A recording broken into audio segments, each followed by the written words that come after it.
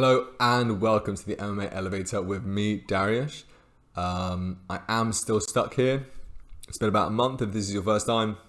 I am stuck in a real elevator. Nobody's coming to help me. I've been trying to contact people. Please send help. I'm in a building in Wembley. Please send help. Nobody seems to be doing anything about it. And yeah, the water I'm drinking is yellow. This isn't a joke. I am stuck here. I'm getting a little bit scared. The rats have stopped coming because they know that I'm the rat killer, that I've been eating the rats. So please send help. Without further ado though, we've got Jamal Hill versus Khalil Rountree Jr. this weekend.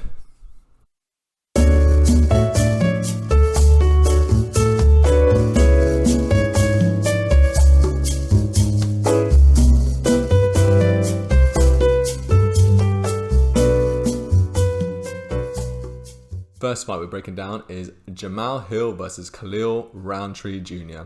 A couple of big boys, 205ers. I'm sure everyone knows Jamal Hill. I'm sure everyone knows Khalil Rountree Jr. Both two strikers. Slightly different. We've got a Muay Thai striker and a boxer. Jamal Hill is slightly bigger with a, I think, 3-inch height advantage and 3-inch reach advantage. He's a southpaw, both southpaws here.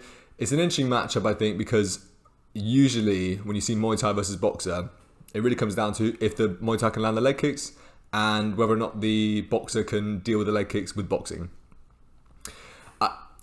It's tough. Khalil Rountree got great boxing. He's probably the faster guy in there.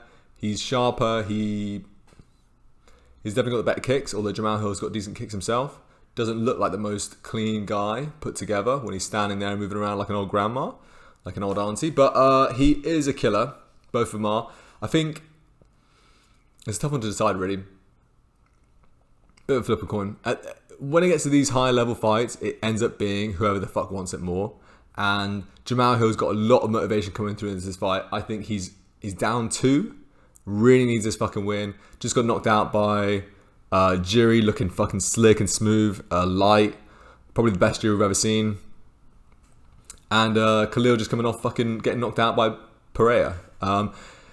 It's one of the ones that I feel like Khalil Rountree has reached the peak of his mountain. Fighting Pereira, having that sick fight with him, I think that is his mountain, that is his peak.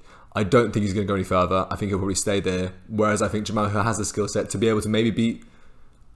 Yeah, I see Jamal Hill as a number 2 guy, and I see Khalil Rountree as a number 3, or number 4, number 5 guy. He's a great guy. I think, there's going to hate a lot of people, and I think a lot of people are betting on Khalil because of how sick he looked in the last fight. And he's looked really, really good in a couple of other fights. But he's a smaller guy here, both southpaws, so realistically the jab's going to be effective in this game. We saw how much the jab affected Khalil in his last fight. If he's managed to land the kicks early, Jamal isn't one to eat loads of kicks, even against...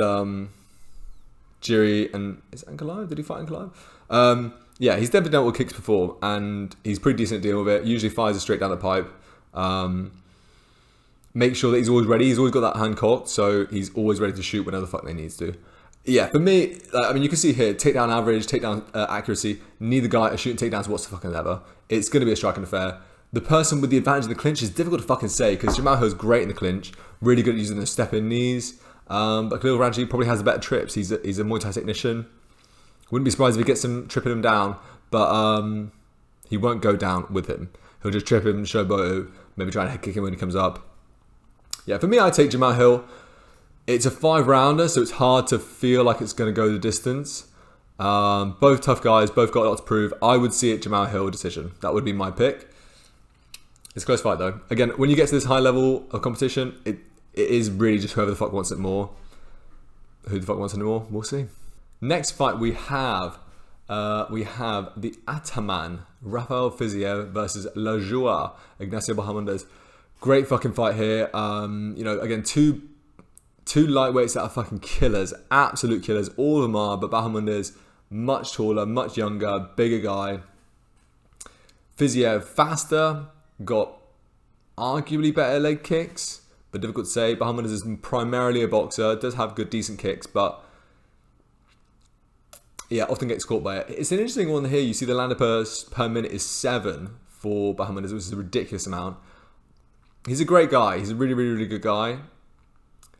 Whether or not he's able to beat Fiziev is a tough fucking ask. The height advantage is stark. Like, what is that? 4, 5, 6, 7. 7-inch height advantage and a 4-inch reach advantage. You know, Fiziev has got switch stance. He's really fast with the kicks. For me, it's how Fiziev decides to fight in this fight. I don't think he can go out there thinking he's going to knock out Bahamondes. I don't think he's going to be able to. He's a hard man to reach. And, yeah, if Fiziev doesn't actually blow his load and just lands 10 more technical strikes, he's the faster guy in there. He's very good at being the short guy in there. Will slip and rip, that sort of shit. Got great body kicks, great timing, great counters. He's a more experienced guy. He should be able to win this if his ego doesn't get in front of him, because he often fights with the ego. We saw it with the Gaethje fights. Fights the first round, comes out fucking blasting, absolutely fucking hammering away, and just ends up gassing a bit too much. And Bahamondes builds into fights as well, so he definitely could make reads. If you want a spicy little fucking number here, Bahamondes in the third round, he could definitely knock him out. You know, the way I see it is Fiziev coming on early, Bahamondes coming in late. We'll see what ends up happening. Fiziev by decision. I think he wins the first 2 rounds. That's what I would pick. Please like, subscribe. At the end of the video, I'll be giving you bets and tips for a whole of the card. Spots that I like, spots that I think are good value. If you want to make some money, stick around. Oh, okay. Tariq Musahayev versus Orolbai. Interesting fucking fight here. We've got a guy coming in from Bellator, PFL, Ryzen, that sort of shit. Another organization. Big scary guy, great amount of power, wing shots a bit, some sort of Russian-ish man. So he's got good takedown defense, very physically strong, looks like it. But oddly, I don't know if he's that mentally strong. There's a fight of his where he gets kicked in the body and he's teeped in the body, more the chest, and then it dips down and nicks his fucking dick. And then he goes down and the ref watches the replay, realizes that it's more of a body shot, tells him he needs to stand up and continue fighting after like a minute or something. And he just says no. Very weird situation. Was confused about that. This man's long in the tooth, you know. I mean, despite Orolbai looking about 4,000, he is the younger man in here. He, despite fighting with his face a lot, he actually is not too bad at distance management. And Tafiq wings a lot of shots. So it's one of them ones, he occasionally throws a nice straight shot down the middle, but generally wings hooks or hooks or hooks. Orolbai isn't the guy with the best head movement at all. Good distance management, will bounce in and out, but doesn't have the best head movement. Tough fight. I mean, there's a reason why Orolbai's a favourite. I understand why. He throws more volume. He is the one pressing forward. He does have the takedowns. He can wear on Musahayev, but Musahayev is definitely not out of this fight. So yeah, if you want to bet that, bet what you will. This man's got fucking 18-1. They are a lot of cans, but still 18-1 is a serious amount of KO. He's used to that sort of shit. And Orolbai does fight with his face. He doesn't really move it at all. Good distance management, sharper shots. He's a little bit faster. You should pick Orolbai. That's my pick. But yeah, Tafiq is definitely a good dog. Razor Curtis Blaydes versus Rivan Kuniev. Kuniev, a good guy. So Razor, as we know, Curtis Blaydes is a big heavyweight, probably the best takedown artist in the heavyweight division. Maybe Almeida's coming up and actually showing that he's probably one of the better takedown artists in the division as well. But Razor's the OG. His striking has developed a lot better. He's looking a lot sharper, generally a lot faster than a lot of these heavyweights. But has been KO'd by most big punchers that he's fought. It's tough on here to call. We got a big boy Razor Blaydes coming at 265, whereas Kuniev, despite being the same height and being a very large, rotund man, is only 240. It's interesting. I don't know what's going to happen with that one. For me, Curtis should win this fight. Whether or not he does is up to how he fights and whether or not he gets caught, really. Kuniev looks like he's got good takedown defense. He's active in that area. As soon as you try and engage in that sort of thing, stuffs it, grabs the underhook straight away, brings your hands up, so you're not at that double leg area. But I've seen him mostly get attacked with body locks and things like that. So it's difficult to know how he's going to deal with a double leg in space. which is what Blaydes is known for. He's got fantastic, it will blast right through you. He's a big motherfucker. I wouldn't be surprised if he got him down, but then Kuniev got right back up. And to see the gas tank of Curtis Blaydes, Kuniev can definitely go 3 rounds. Blaydes can go 3 rounds, but that is not an easy fight to keep up, despite how good your gas tank is. If you keep on taking someone down and they keep on getting straight back up, you know, you're doing a massive explosion every single time. And Blaydes doesn't fight with a gas tank in mind when he's on the feet. Very sharp, very fast, puts all his effort into that sort of thing. And yeah, if Kuniev fights a little bit slow pace, walking him down, making him miss a few shots, stuffs takedown, takes him down, gets back up, he could definitely wear on Blaydes and find the KO shot there. He's a big boy. He's got a lot of KOs. Half his wins are KOs, and the rest, and 3 of the rest of them are submissions. Yeah, close fight. I think it's closer than the odds. The odds have it at 1-3 for Razor, which I understand. He's a more proven guy, but he's also longer in the tooth. He's been through, like, despite there being similar ages, he's been through loads of fucking damage. He's fought all these big punches, been KO'd a bunch of times, 5 times to be exact, whereas Kuniev has never been KO'd. Not the easiest fight to pick. Not the easiest fight to pick. Smart money's on Razor. Kuniev is a great dog if you like the look of him. I think he's worth a pop. I think he's probably one of the better dogs on this card. I think he's better than old boy Tafiq, to be honest with you. The Black Wolf, Nazim Sadykov versus Iron Nicholas Motta. Interesting fucking fight here. We've got the Black Wolf, who's... what to say about this man? He's not exactly floating on the outside, but he is at the same time. He likes fighting in space, but he crashes in, doesn't really rush too much, which I like the look of. He's a massive favourite here, which I understand. He's sharper, he's got the grappling to go to. He's probably more polished all round. He's 10-1. But yeah, Motta hits like a fucking truck, and he's just always game. So game, Motta. So game. Might be to his detriment. He's been finished by, what's his name, Torres, when he got fucking elbowed the fuck out of in the first round. Just crowded and elbowed. Sadykov, I don't think he's going to do that. I think it's going to be a close fight, this one. Sadakov's got a decent amount of power, but he's got good kicks, things like that. He usually varies it up. He's more of a sharpshooter than just a brawler, fucking crush space, crush you sort of deal. And Motta's got real danger coming back at him, so I think he's going to fight at a slower pace. I think he's going to end up looking for a decision in the end. And I think he probably will get it. I wouldn't be surprised if he submitted him either, but he's only got 2 submissions on his record. He looks like a good grappler, decent takedowns, things like that. You never know when Motta's going to give it back up. But yeah, Sadykov probably wins this by decision. If you're a smart man, that's what you bet. Or you bet that with Motta by KO. The Hillman Mohamed Naimov versus the Unleashed Bogdan Grad.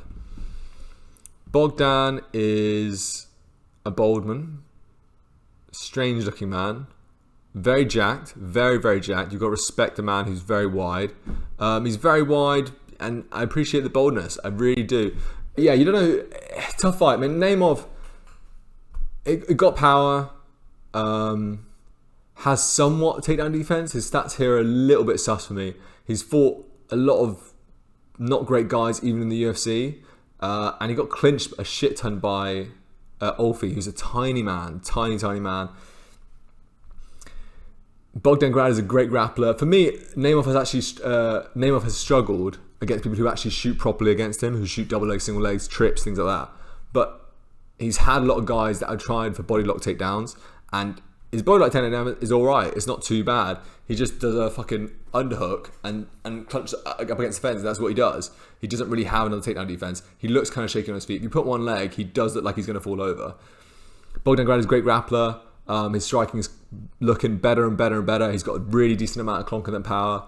Naimov has been wobbled a bunch as well. He's been wobbled by Wood, by Olfi. Got cracked and didn't look like he liked it that much. He got cracked once and he fucking just stood looking at him for like just a second, but didn't look right to me.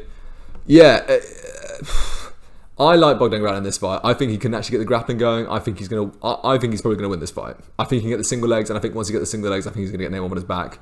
And whether or not it's KO submission, difficult to know. Naimov is not. He doesn't seem like the smartest of men. He's faster on the feet here, sharper, faster. Primarily a striker.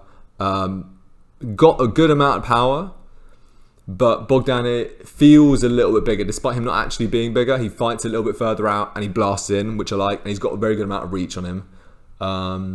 Looks like he's got the longer arms. Naimov is a lot more tight, whereas Bogdan Grad is a lot more winging, sort of diving in sort of shit. Yeah, I like Bogdan in this fight. He's a good grappler. He's a good striker. He's coming from the camp of the same one as Rodolfo Vieira, who's a beastie-ass grappler if nobody knows him. But yeah, absolute killer. I think, did he get cut now? No.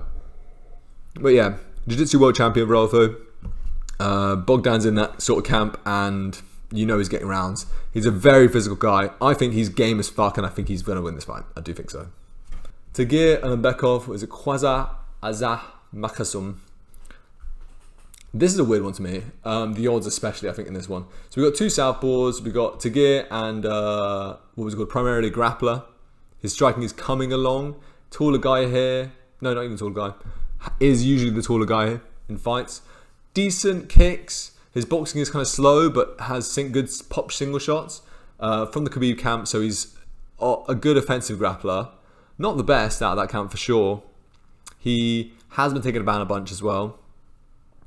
And yeah, he's alright. He's alright. He's not the fucking best. His takedown average is really high, but that tells me that his control isn't that good as well. He does go for takedowns, but his control isn't that exceptional. People have gotten up from him. They get taken down, they get held down for a little bit. But I mean, if you look at the Tim Elliott fight, which is I think is one loss in the UFC, but he's had a couple of sketchy fights for sure, a couple of split decisions here and there.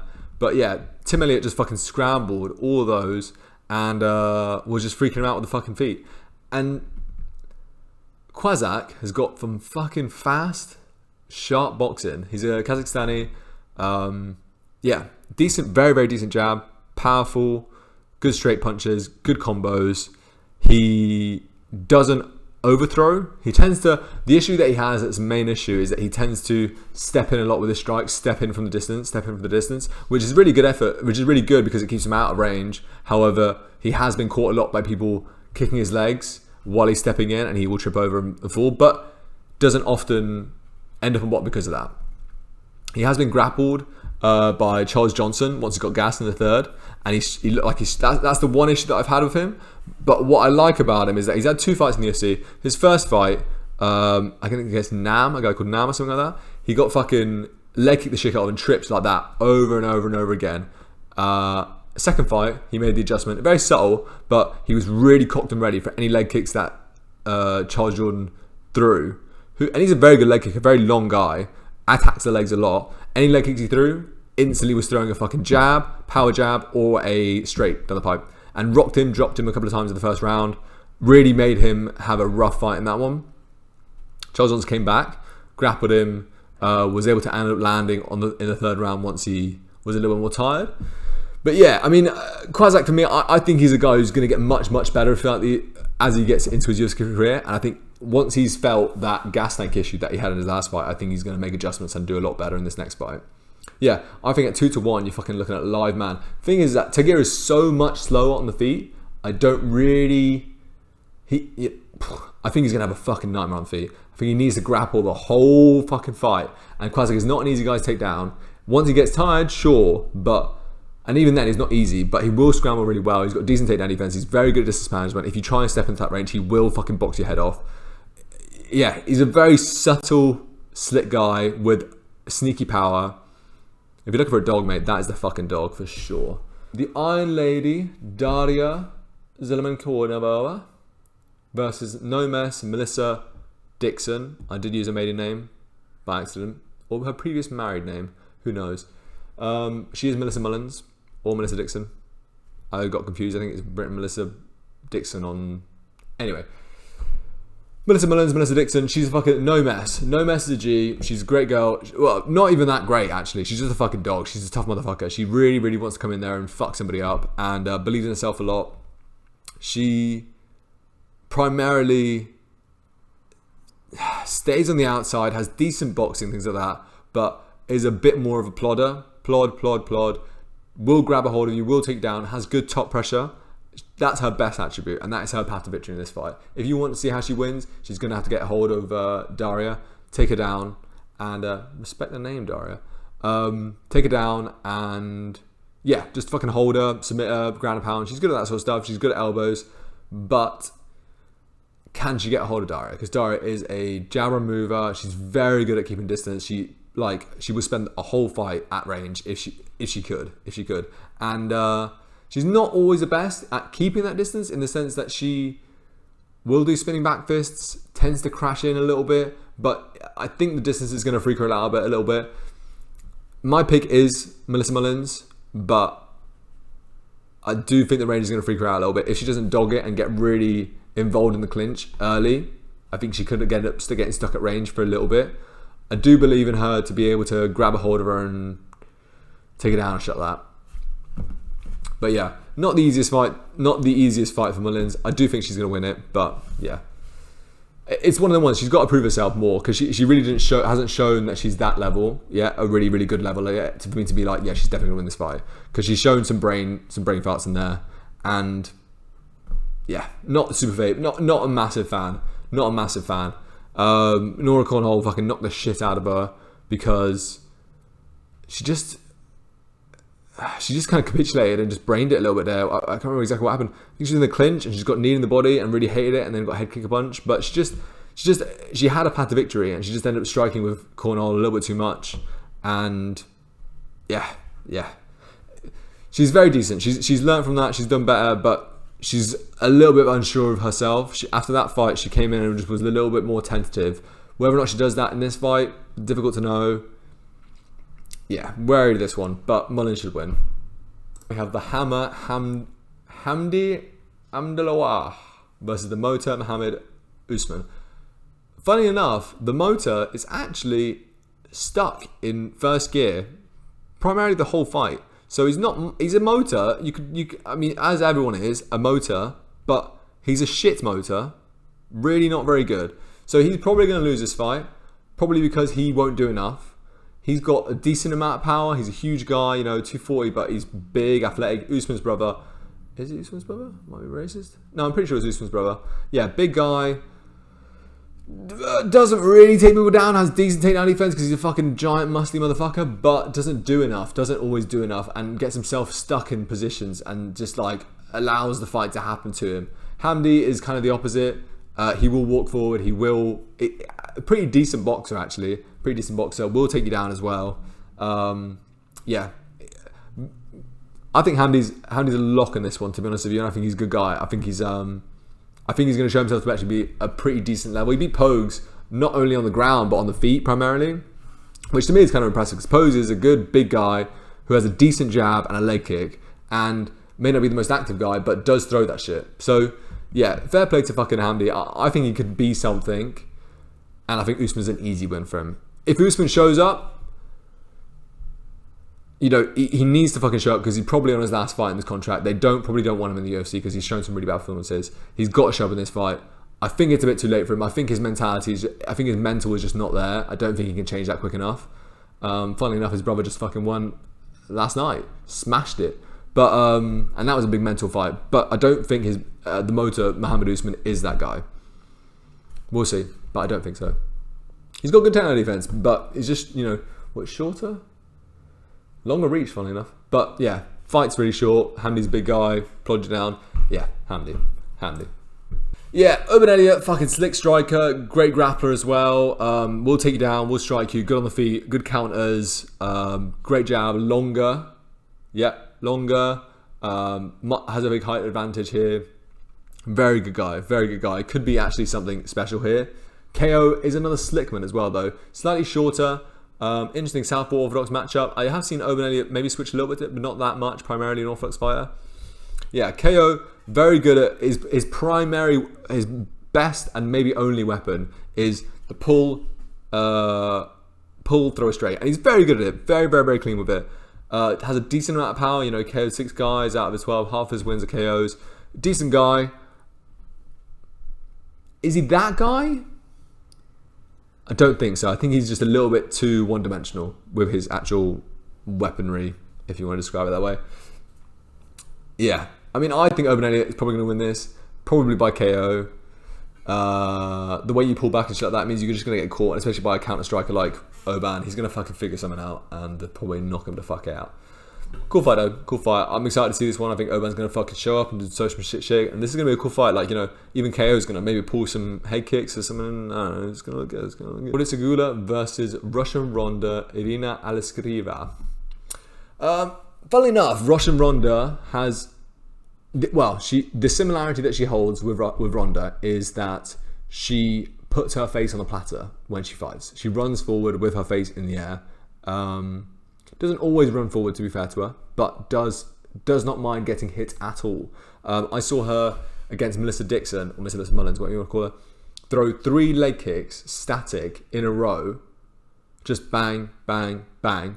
Wasn't like it was clean, it was just because she fucking just was like, oh, one landed, maybe the second one landed, oh, that landed again, I'll just throw another one, fuck it. And then got knocked down because of it. She did knock down Melissa Dixon in the first round, so it's not one of the ones where she's going to get absolutely, what was it called? She's very, very clean. She got good power. She's a long-range striker. She has okay top control, okay takedowns, meh bottom control, meh get-ups. So you can't really rely on that sort of stuff. Sygula does a lot of running forward, shadow boxing, which I don't love. So I don't know how well she's going to do in this fight. I think she's got no power. So I only see this one way. I think at 1 to 2, I think you're getting a wildly good money on Aleskriva, Russian Ronda. Yeah, put all your money on that. Put all your money. She's, you know, she's not someone that I would normally say that about, but against Sygula, I would be happy about that. I really am happy to say that, to be honest with you. I think she's someone who could be maybe dangerous if she can fucking sort out her defense a little bit, but Sygula just does not belong in the UFC whatsoever. I'm unsure why she is here. Yes. That is the full card. Thank you very much. If you guys want some fucking odds and picks and shit, yeah, I'll go through the fucking ones that are fucking spicy. I think Russian Ronda, spicy. Oban Elliott, yeah, but at the odds it's probably not worth it. Hamdy, decent. Melissa Dixon, probably going to win. Don't put all your cheddar on it, but probably going to win. Nerdiev, probably going to fucking win that one. I think so. He's better on the feet, better on the outside, and a dog. I love that. You know, Untitled definitely has a way to win. If he grapples it like a shit ton, then he could win this fight, but I think he's going to win. Quazak, great dog. I think put a lot of cheddar on that. I think he's a really game guy. I think he's really, really good. I think Tafiq, yeah, fair enough. He's got a lot of grappling and he's from the Khabib camp, but I don't think he's the best one in there. And yeah, offensively, defensively, speed on the feet, all that stuff. So I think he's susceptible on the feet, and I think he's going to struggle on this one. Bogdan Grad, another 2-1 dog. I think he's great money. I think he's great money. That is kind of where it ends for me. Like Kuniev, if you like, but as it gets higher in the Orolbai, probably by decision. Yeah, as it gets higher up into this card, I think it's a little bit harder to pick. I think, you know, Fiziev by decision maybe, and Jamal Hill over 1.5, 2.5, something like that. Yeah, there's some good stuff here. And if you want to do a fucking parlay, I would not blame you. There's some pretty game people that are very motivated, and I think there's a lot of money to be had on this card, to be honest with you. I'll be putting out some betting videos later on this week. Catch them and catch me later. Please send some help. I am struggling.